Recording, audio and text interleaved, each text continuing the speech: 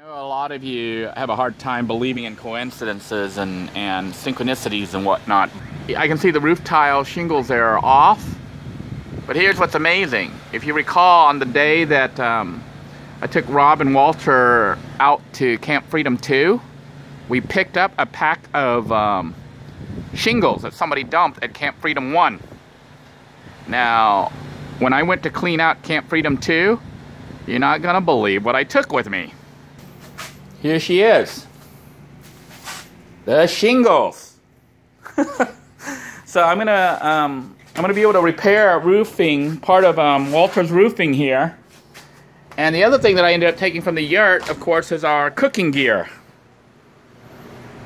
So timing is everything, and I believe God is awesome. Otherwise I wouldn't have these items that I need right now.